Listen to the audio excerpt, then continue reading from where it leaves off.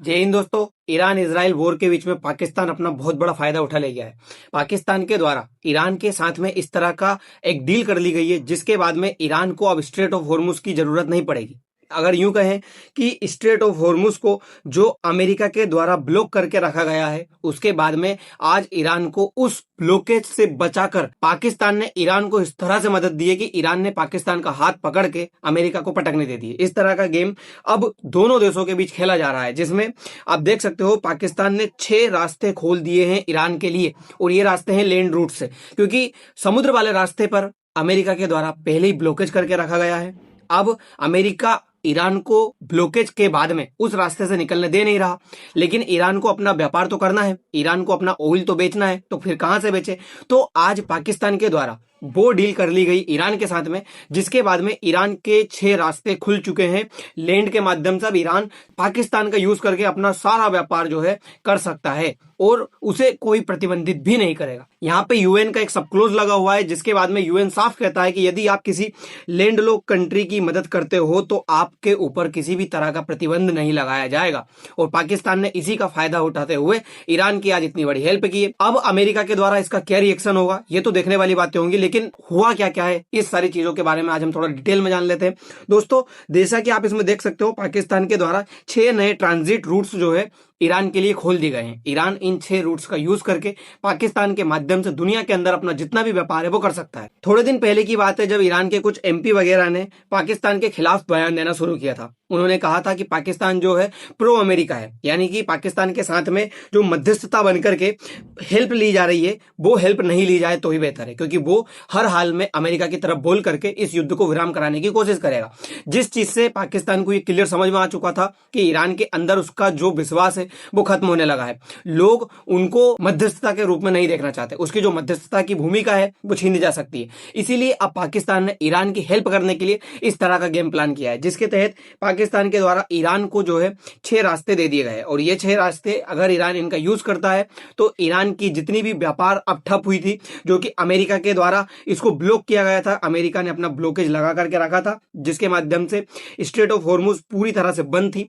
America कह रहा था कि ना मैं ब्लॉकेज खोलूंगा, ना इधर ईरान कह रहा था कि मैं जो स्ट्रेट ऑफ हॉर्मुज है उसको ओपन करूंगा। दोनों के बीच में जो रसाकसी चल रही थी, जिसके बाद में अमेरिका की बात सुन करके पाकिस्तान ने ईरान को सीजफायर के लिए मनाना शुरू किया, जिसके बाद में आगे चल करके इन दोनों देशों के बीच में इस्लामाबाद टॉक्स हुई।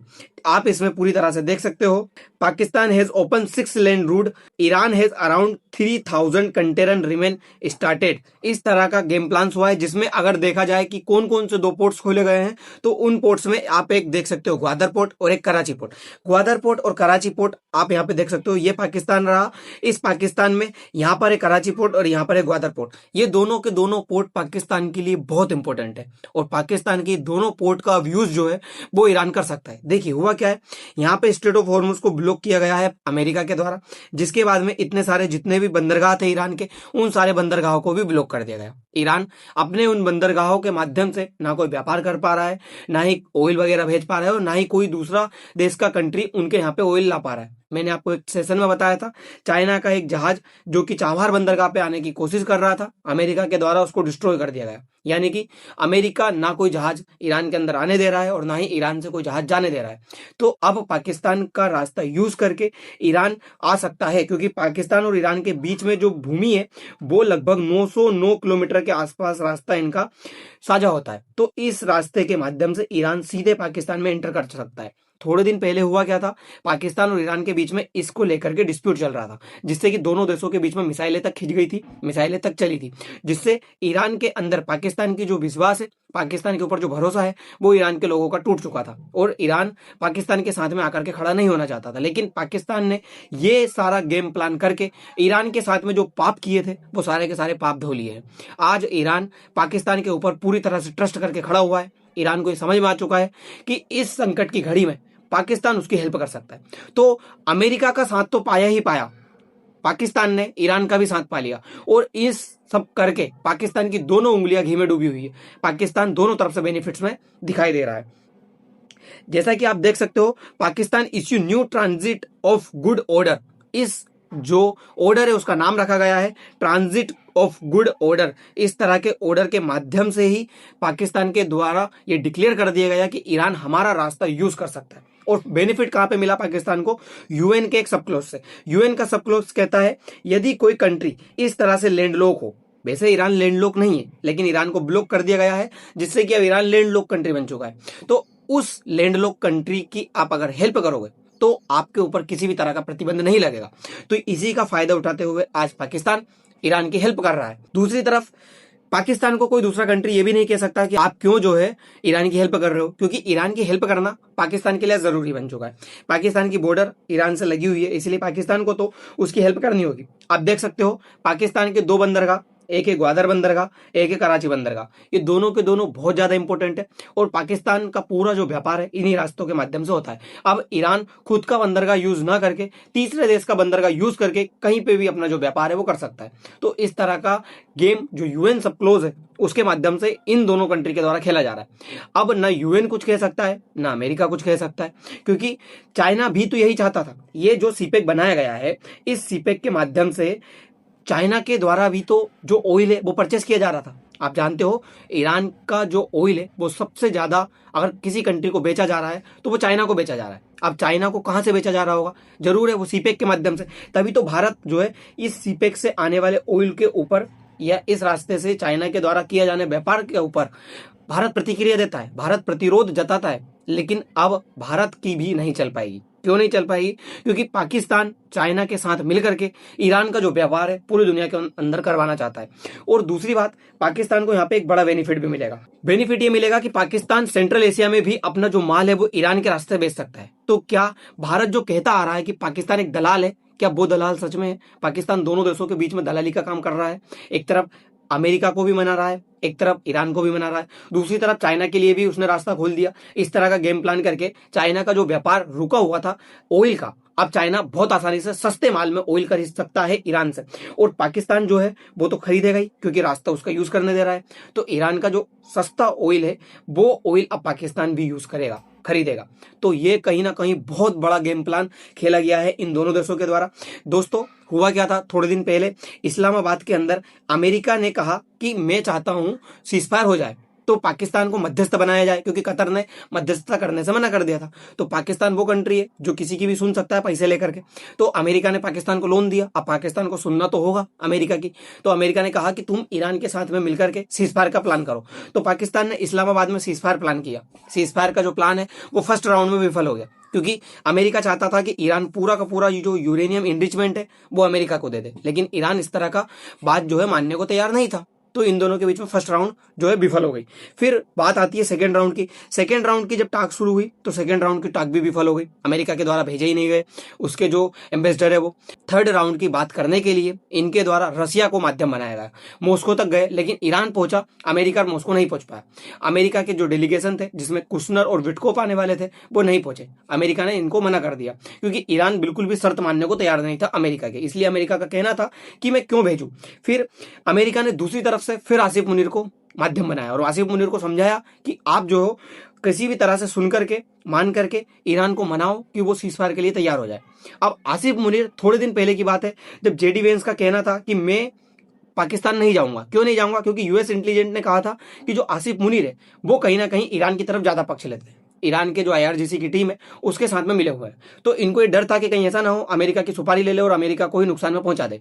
इसलिए अमेरिका नहीं चाहता था कि पाकिस्तान को मीडिएटर बनाया जाए। लेकिन आसिफ मुनीर ने फिर गेम खेला और ईरान को अपना रूट्स दे करके ईरान को अपने पक्ष में कर लिया। अब ईरान को अपने पक्ष में कर करके पाकिस्तान ने ईरान के अंदर विश्वास जता दिया है। अब पहले विश्वास आएगा उसके बाद ही तो सीजफायर होगा। तो कहीं ना कहीं हो सकता है अमेरिका के द्वारा पाकिस्तान से ये कहा गया हो कि तुम पहले ईरान को विश्वास में लो, ट्रस्ट जो है उस पर बिल्ड करो, उसके बाद में ही तो वो सीजफायर को लिए मानेगा और सीजफायर को लेकर के आगे बात कर पाएगा। तो ये कहीं ना कहीं हो सकता है अमेरिका के द्वारा भी गेम प्लान किया गया हो। दूसरी बात, ये चाइना के द्वारा भी हो सकता है, क्योंकि ईरान पूरी तरह से अभी लैंडलॉक होने के बाद जो ये रास्ता यूज करेगा, तो ये रास्ता कहीं ना कहीं यूज क्यों किया जा रहा है? क्योंकि सीपेक वाला रास्ता यूज करके चाइना के अंदर ईरान का जो सस्ता तेल है वो बेचा जा सकता है और युआन में ही इन दोनों का जो व्यापार है वो चल रहा है। तो फायदा कहीं ना कहीं चाइना को ही मिलेगा। देखिए होगा क्या, ये है ग्वादर बंदरगाह और ये है चाबहार बंदरगाह, इसको अमेरिका के द्वारा यहाँ पे ब्लॉक कर दिया गया। अब ईरान इसको बिल्कुल भी यूज नहीं कर सकता। तो ईरान को क्या करना होगा, ईरान इस लैंड के माध्यम से पाकिस्तान के अंदर जो अपना व्यापार है वो शुरू करेगा और फिर यहाँ से चाइना के अंदर भेजेगा। अब चाइना के अंदर जो ऑयल बेचा जाएगा तो चाइना कहीं ना कहीं जो खुद का ऑयल रुका हुआ था, जो कि चाबहार बंदर का बंद होने के बाद में आज इस रूट के माध्यम से अपने यहाँ पे जो ऑयल है बुलवा सकता है सस्ते दाम में। तो इन सारी पटकथा को कहीं चाइना के द्वारा तो नहीं लिखा गया। फिर आप ये कह दोगे कि चलो चाइना का फायदा हो रहा है, लेकिन अमेरिका का क्या फायदा, अमेरिका क्यों करने देता इस तरह के काम, क्या पाकिस्तान से नहीं कहेगा? तो मैंने आपको बताया है कि अमेरिका हो सकता है इसमें मिला हुआ हो, अमेरिका के द्वारा ये कहा गया हो कि ईरान को पहले ट्रस्ट बिल्ड किया जाए, तभी ईरान जो है सीजफायर को लेकर के पाकिस्तान की मध्यस्थता मानेगा, और जब पाकिस्तान की मध्यस्थता मानी जाएगी तभी तो सीजफायर होगा। इसीलिए ये पूरा का पूरा जो गेम प्लान है हो सकता है अमेरिका के द्वारा किया गया हो और अमेरिका ईरान को बाटले में उतार करके ये पूरी की पूरी जो बात है वो मनवा ले जाए। तो ये कहीं ना कहीं फायदा होने वाला है। ये देखिए 6 जो रास्ते खोले गए हैं, जिसमें आप ये ग्वादर बंदरगाह देख सकते हैं, ये कराची बंदरगाह देख सकते हैं। उसके बाद में यहाँ से जो रूट है वो गब्द से होता हुआ फिर ये तफ्तान जाएगा और इस तरह का पूरा जो व्यापार है ईरान का पाकिस्तान से होते हुए पूरी दुनिया के अंदर बेचा जाएगा। दूसरी तरफ जो पाकिस्तान है वो इस रास्ते से ईरान का रूट यूज करके पूरे जो सेंट्रल एशिया है उसका यूज कर सकता है, क्योंकि पाकिस्तान अफगानिस्तान से होते हुए नहीं जा सकता। अफगानिस्तान के साथ में पाकिस्तान की लड़ाई चल रही है, मिसाइलें तनी हुई हैं, बम गोले बरसाए जा रहे हैं, तो पाकिस्तान अफगानिस्तान का रूट यूज नहीं कर सकता। इसीलिए उसको ये रूट की जरूरत थी और ये रूट यूज करके वो सेंट्रल एशिया का जो रास्ता है वो बहुत आसानी से देख रहा है। तो पाकिस्तान यहाँ पे बेनिफिट क्लियर देखा जा सकता है।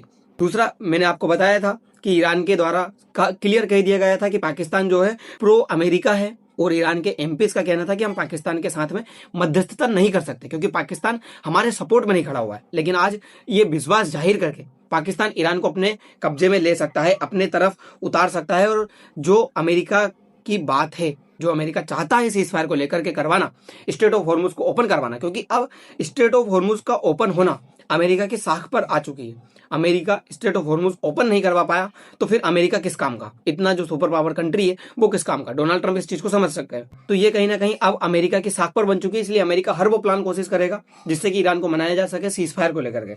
अब ईरान मानेगा और ये क्या होगा, स्ट्रेट ऑफ हॉर्मुज कब ओपन होगी, ये सारी चीजें देखने वाली बातें होंगी। क्या जो पाकिस्तान के द्वारा जो ईरान को इस तरह का वाटले में उतारने का काम किया गया है, ईरान उतरेगा और पाकिस्तान की बात मान करके अमेरिका के साथ में जो भी डील्स है वो करेगा, क्योंकि पाकिस्तान का कहना है कि यदि आप अमेरिका के साथ में यूरेनियम इनरिचमेंट नहीं दे सकते तो आप रसिया को दे दो। अब देखना होगा क्या होता है क्या नहीं, कितनी ज्यादा ये जो जियोपॉलिटिक्स उलझी हुई है वो किस तरह से सुलझती है, ये सारी चीजें देखने वाली बातें होंगी। दोस्तों फिलहाल के लिए इतना ही, मिलते हैं अगली वीडियो में। धन्यवाद।